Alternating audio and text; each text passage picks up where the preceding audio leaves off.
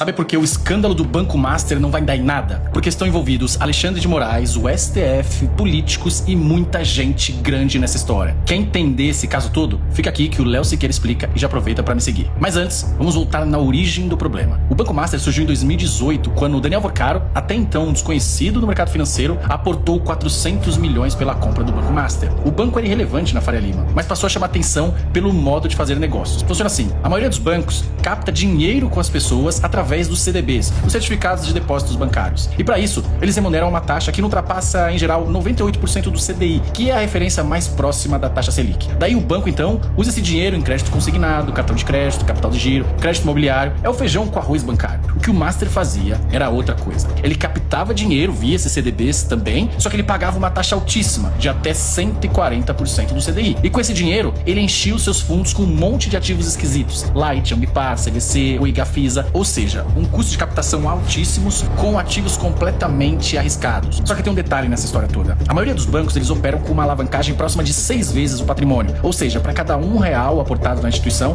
eles podem emprestar até 6 vezes em forma de crédito. O Master operava no limite máximo permitido pelo Banco Central, 10 vezes. Ou seja, qualquer choque mínimo poderia colocar o banco em risco e quebrá-lo. E como convencer o público a colocar dinheiro nessa estratégia maluca? Com um mantra muito simples: pode ir que tem FGC, é o que eles diziam. Aquele mecanismo para proteger os bancos pequenos na captação. E o resultado foi explosivo. Em 2019, o banco tinha 2,5 bilhões em CDBs. 5 anos depois, em 2024, esse número saltou para mais de 40 bilhões. E para se blindar de qualquer risco, o banco passou a investir pesado em relações com o alto escalão político e judiciário. Patrocinou 2 edições do Fórum Jurídico de Lisboa, organizado pelo DP, que é fundado pelo Gilmar Mendes, levou o Guido Mantega para o conselho, contratou o Ricardo Lewandowski como consultor e o ponto mais grave dessa história. Segundo a Malu Gaspar, do jornal o Globo, o Master havia contratado o escritório da esposa do Alexandre de Moraes por 129 milhões por um período de 3 anos, quase 3 milhões por mês. Guarda essa informação aqui que ela vai ser relevante na nossa história. Agora vem o colapso. Segundo o Banco Central, o Master tinha 83 bilhões em ativos em 2025, mas apenas 3 bilhões em patrimônio líquido. Diante do risco, o Banco Central exigiu um aporte de 2 bilhões no Banco Master. Na prática, o banco já estava quebrado e precisava de um comprador. O BTG Pactual, vendo tudo isso, ofereceu R$1 pelos ativos, já que o banco estava praticamente quebrado. Só que o Vorcaro, claro, se recusou a essa oferta e correu atrás de uma saída política. Eis que surge um banco estatal, o BRB, Banco de Brasília. A proposta? Comprar 58% do Master por 2 bilhões, exatamente o valor exigido pelo Banco Central